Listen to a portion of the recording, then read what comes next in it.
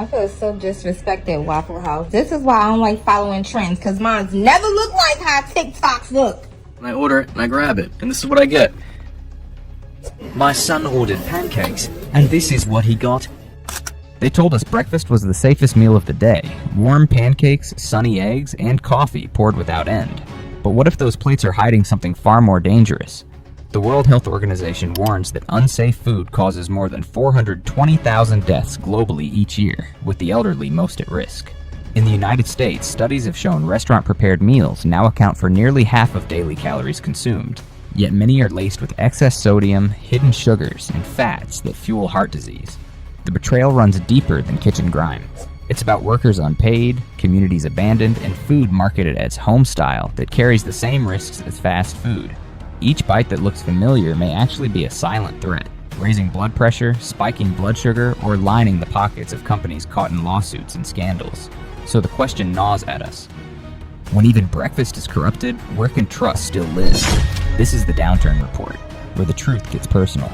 And today, we reveal why you should not trust 9 breakfast chains and what's really hiding in your pancakes. Number 1. IHOP. Step into an IHOP, and at first glance, it feels like a Norman Rockwell painting brought to life. The blue roof is a beacon in the night, a place where retirees on fixed incomes can linger over endless coffee, where working folks finishing a graveyard shift can find warmth in stacks of pancakes. It has long sold itself as the kitchen that never sleeps, the griddle that stays hot just for you. But what if that friendly smile plastered on every menu is really a mask, hiding something that tastes more like betrayal than maple syrup? How many of those family deals are really family traps, designed to empty pockets and poison trust? The Department of Labor has already torn holes in IHOP's cozy image, uncovering franchise owners who stole wages in ways that would make Scrooge blush. Servers ordered to keep rolling silverware and scrubbing floors after clocking out. Line cooks cheated out of overtime, and tips skimmed as if the sweat of working people was just another condiment. These aren't tall tales told over coffee. They're federal cases that ended in multi-million-dollar settlements. I haven't had a paycheck since I've worked here, and I've worked here for at least a month. We have not been paid for the rest of May. We have not been paid for the rest of June. Imagine biting into a pancake that carries not just flour and sugar, but the bitterness of stolen hours. Isn't every all-you-can-eat deal just another way of asking workers to give all they can while getting back crumbs? And then the kitchens. Those supposed temples of breakfast comfort have been caught harboring dangers that read less like minor infractions and more like Russian roulette on a plate. Health inspections have documented eggs sweating in the danger zone, counters left unclean, pests strolling across storage rooms like unwanted dinner guests. For an older diner with high blood pressure or a weak immune system, a single forkful could mean days in a hospital bed staring at bills. Bigger than a social security check.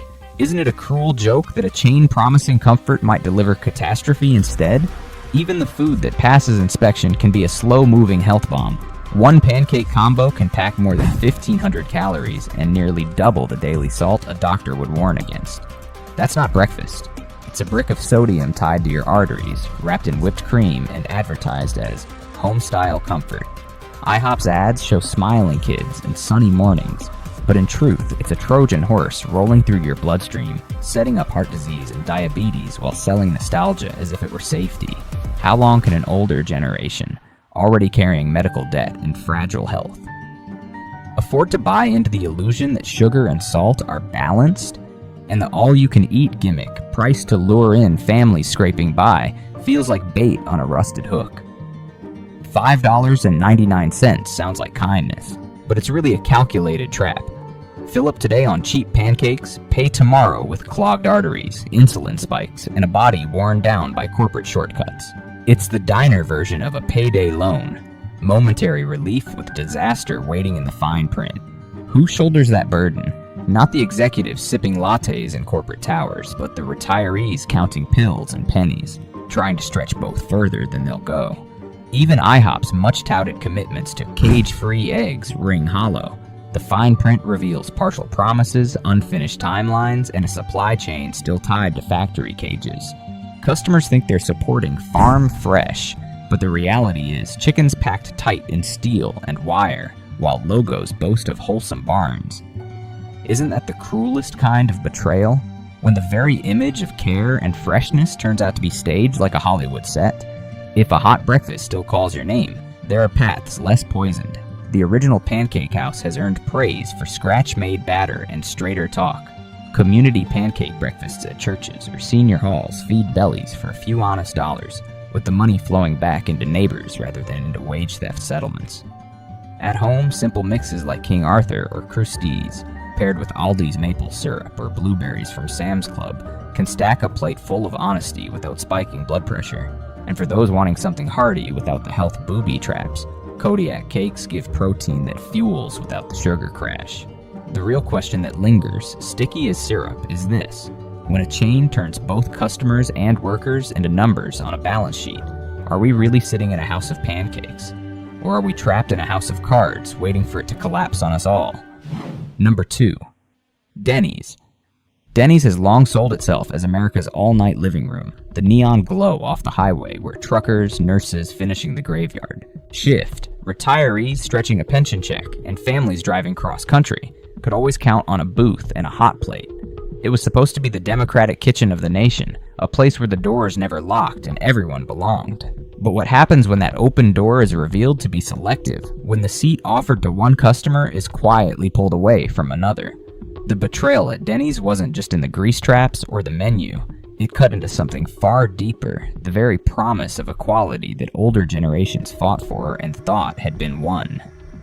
The truth came crashing in during the 1990s, when Denny's faced one of the largest racial discrimination lawsuits in American restaurant history. Black diners testified to being forced to pay before their food arrived, while white customers could pay afterward.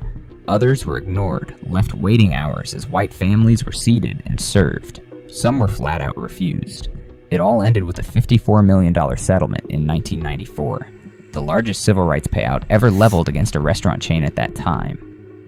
Picture sitting down for pancakes only to discover the price wasn't listed in dollars, but in skin color.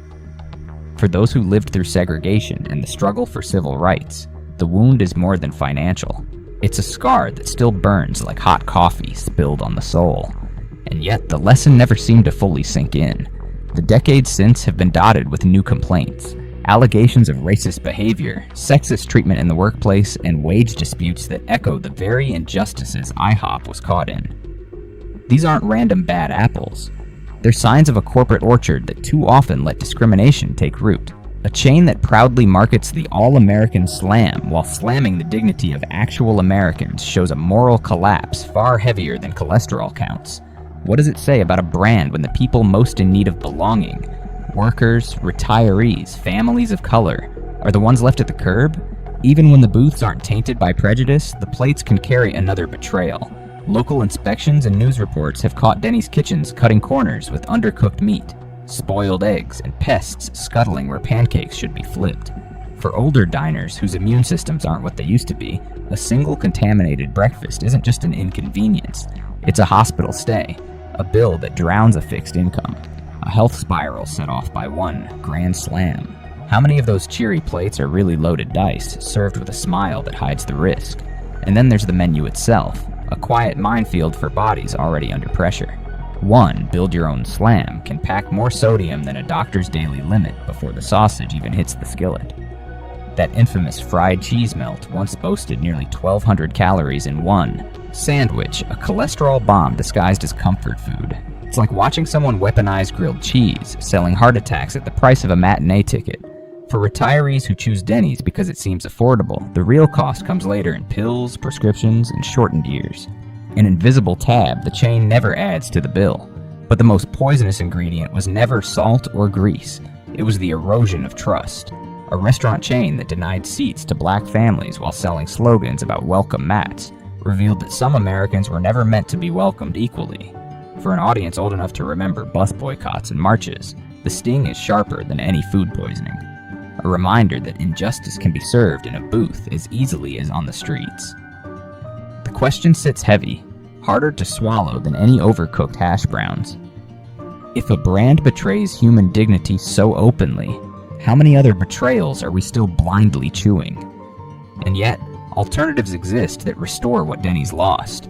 Black-owned diners and community soul food cafes across the country Serve breakfast with dignity baked right in. Each plate a quiet act of defiance against exclusion. Mexican-American family diners offer huevos rancheros or chilaquiles that warm the stomach without emptying the wallet, often at prices equal to a Denny's Slam, but with flavors that carry authenticity, not insult. Even budget-conscious seniors can find better choices. Costco's bulk frozen burritos and egg sandwiches can be heated at home for under $2 each. No side order of humiliation required. And perhaps most telling of all, local churches and VFW halls still host pancake breakfasts where the cost is small, but the welcome is priceless, where the community feeds its own without prejudice. The stain of betrayal, though, lingers longer than grease on a griddle. For a brand that once promised belonging but delivered exclusion, one must ask, can any bottomless coffee refill ever wash away a history brewed with bitterness? Number 3. Waffle House. Waffle House likes to wrap itself in the glow of Southern charm, a place where the neon sign burns all night like a promise that breakfast will never abandon you. For generations of truckers, shift workers, and retirees heading down back roads, it became the so-called lighthouse of the highway. FEMA even turned it into folklore with the Waffle House Index, measuring disasters by whether the doors stayed open. On the surface, it's Americana served on a hot griddle. But peer beyond the jukebox hum and the smell of bacon, and what you find isn't comfort at all. It's a circus of violence, neglect, and exploitation that makes you wonder if the waffles are just camouflage for chaos. Scroll through the internet and you'll see it. Waffle House is less known for golden waffles than for the viral brawls erupting inside its yellow booths. Viral clips show customers hurling chairs, employees ducking, flying. Glass and late-night skirmishes that look more like professional wrestling than a diner. Workers with grease-stained aprons have had to wield frying pans like shields, not spatulas. These aren't isolated incidents. They're the ugly product of restaurants left open at 3 in the morning with underpaid, exhausted staff and no real protection. For older Americans who remember diners as safe, warm sanctuaries, it's a jarring shift. Breakfast no longer comes with a side of bacon, but with the chance of dodging a fist. Step behind the kitchen doors and the picture grows darker still. Workers describe shifts that feel like sweatshops with grease instead of fabric, where long hours grind down bodies, wages barely scrape the legal line, and benefits are little more than wishful thinking. Investigations have uncovered wage violations from denied overtime to forced unpaid hours. Every waffle flipped is a reminder not of pride, but of dignity stripped thin. When a business model thrives on overworked crews running on fumes, how can anyone believe sanitation and safety rank higher than speed and cost cutting? Health inspection reports prove the point. Across multiple states, locations have been written up for dirty kitchens, spoiled storage, rodent infestations, and eggs left lingering at unsafe temperatures. These are not rare mishaps, but repeated patterns, symptoms of a system built on cutting corners. For retirees or immunocompromised diners, one poorly cooked egg or bacteria-laced counter can turn a $3 breakfast into thousands in hospital debt. Waffle House brags about staying open in hurricanes, but how much comfort is there in a plate of waffles if it carries the storm of salmonella inside? And the deeper wound runs beyond food safety. In 2018, headlines erupted when Shakesia Clemens, a black customer in Alabama, was tackled and violently arrested by police inside a Waffle House over a plastic utensil fee. The footage of her pinned to the ground for daring to ask a question became a chilling symbol of how marginalized customers can face humiliation and harm in a chain that claims to welcome all. A restaurant selling itself as America's dining room too often resembled a battlefield where dignity was disposable. Even the so-called heroism of staying open 24 hours a day, 7 days a week, reveals itself as exploitation in disguise. During hurricanes and natural disasters, workers are pressured to show up and keep the griddles hot, risking their lives while executives bask in the free publicity of FEMA memes. Picture braving a storm, cooking hash browns while winds rip roofs off homes, only for your sacrifice to become a punchline on social media. That's not resilience. It's corporate cruelty dressed up as reliability. So what's left for those who still crave the crisp sweetness of a waffle without the chaos? Regional diners like Silver Diner or Huddle House often provide cleaner food and safer spaces, with friendlier service. For those with tight wallets, a waffle iron costing less than $20 at discount stores, paired with mixes like Pearl Milling Company or Birch Benders, means breakfast at home for pennies a serving. If health is the concern, Trader Joe's Belgian waffles or even Aldi's budget frozen versions bring convenience without the drama of midnight fights. And community pancake or waffle breakfasts at churches and senior halls still serve hearty meals, but with the kind of belonging and safety that Waffle House long ago abandoned. The question hovers heavier than smoke off the griddle. When a chain becomes more famous for its fistfights than its food, what does that say about how little it values the people who sit in its booths? At Waffle House, the betrayal isn't just hidden in grease-stained eggs. It's in a culture that normalizes chaos, leaving workers and customers alike to carry the bruises. Number 4. Cracker Barrel. Cracker Barrel built its empire on nostalgia. The rocking chairs out front, the cornbread smell, the shelves of old-time candy. Every detail crafted to feel like a safe hug from the past. For retirees on road trips or families searching for home off the highway, it sold not just biscuits, but belonging. Yet peel back the gingham tablecloth and the truth looks less like comfort and more like cruelty dressed in country wallpaper. In the early 1990s, Cracker Barrel openly fired LGBTQ employees, claiming their existence clashed with family values. Dozens lost their jobs not for performance, but for identity. The backlash was fierce. Boycotts, lawsuits, headlines that exposed Southern hospitality as selective hospitality. Even after the rule was dropped, discrimination complaints lingered from gender bias to wrongful firings. Imagine a restaurant that markets fireplaces and rocking chairs as symbols of welcome, while slamming the door on its own workers. Safety hasn't fared better. OSHA reports have documented greasy floors, unsafe equipment, and serious kitchen injuries. The irony is painful. Walls decorated with antique tools, while the modern ones cut and burn employees.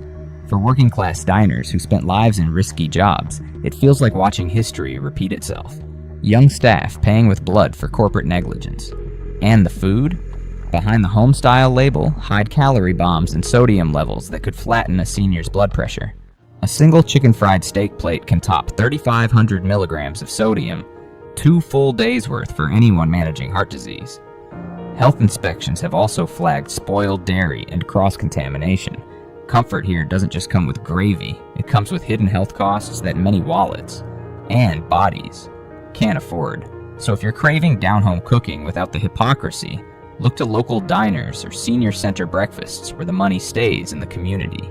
Even a slow cooker at home filled with Aldi vegetables and a cheap pot roast can deliver true comfort without betrayal.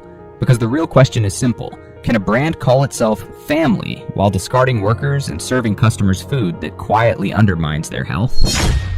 Number 5. Perkins Restaurant and Bakery.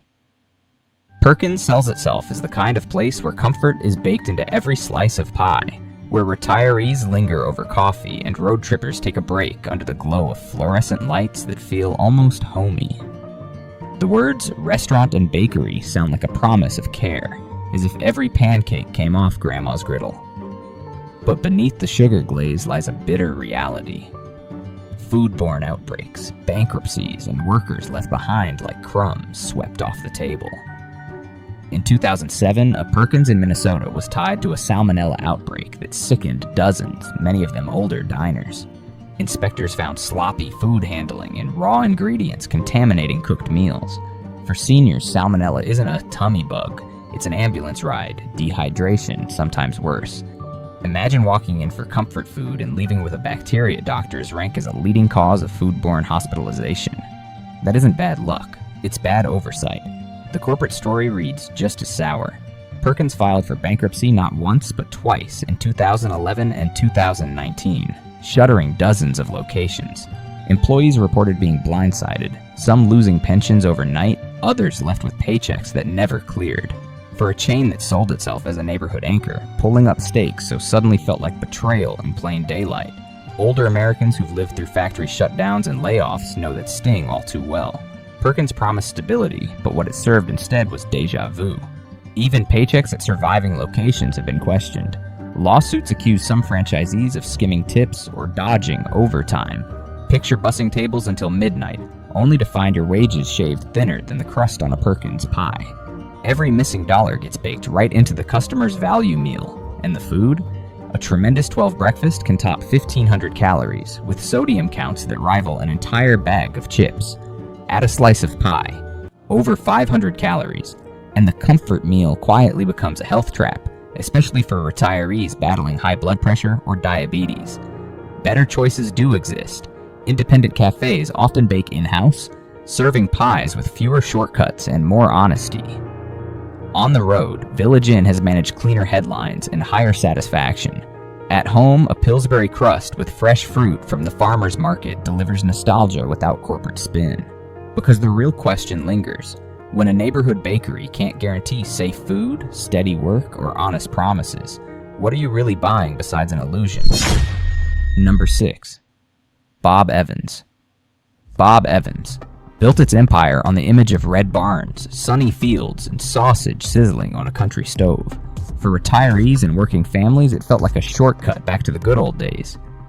Comfort food with a handshake of honesty. But pull back the curtain, and that down on the farm promise collapses.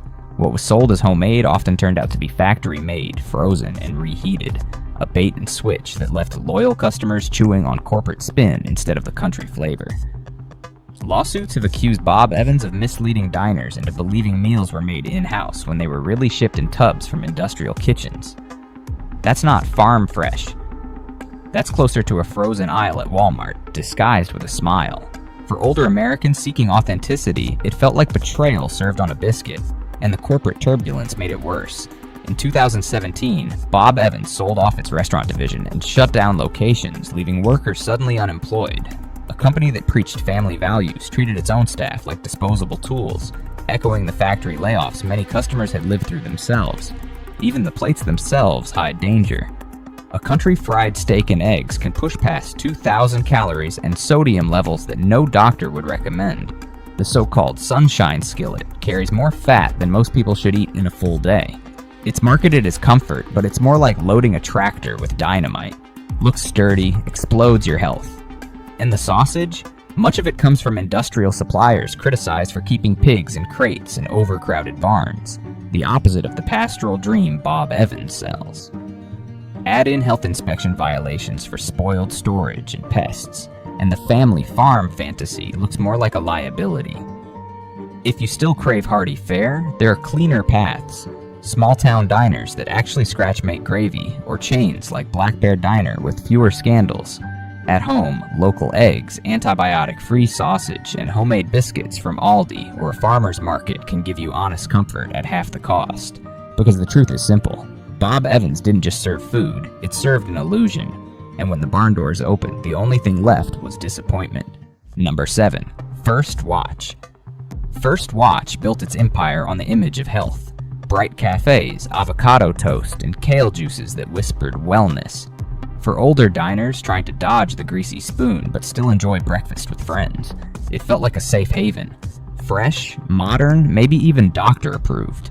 But look closer, and the betrayal stings. Plates sold as healthy often carry more sodium and calories than the fast food chain's First Watch claims to outshine. Take the popular Chimichanga. Marketed as wholesome comfort, it packs around 1,300 calories and nearly 2,700 milligrams of sodium. More than a full day's allowance for someone with high blood pressure. Even their famed avocado toast, paraded as clean eating, tips over 800 calories before sides. It's a bait and switch. Retirees pick First Watch to protect their health, only to find themselves in the same danger zone by lunchtime. For those living with heart disease or diabetes, that isn't breakfast. It's betrayal served warm. The problems don't end on the plate. Workers have filed lawsuits alleging wage theft, claiming overtime went unpaid while side tasks piled up. Servers describe brunch shifts that feel like survival drills, scrambling in a wellness cafe that preaches balance while denying it to its own staff. What kind of health brand leans on exhausted employees to serve feel-good meals? Transparency falters too. First Watch advertises fresh ingredients, but many fruits and proteins still arrive from the same industrial suppliers as any other chain. That seasonal fruit bowl may have sat in plastic tubs for days, trucked across states while nutrients faded. Older customers paid premium prices for food no fresher than what they could buy at Aldi for a fraction. It's like selling bottled sunshine only to find it's just fluorescent light in disguise. Better choices exist. Local co-ops and farmers markets offer fresh eggs, spinach, and tomatoes to make a real omelet at home. Trader Joe's sells affordable chia puddings and frozen fruit perfect for smoothies. And community breakfasts at senior centers or libraries bring the cafe feel without the calorie traps. Because when a brand markets itself as the cure but delivers the same poison, the betrayal isn't just in the food. It's in the false hope that health was ever really on the menu. When the breakfast table hides betrayal, truth is the only nourishment. Subscribe now, share your voice, and protect each other's health.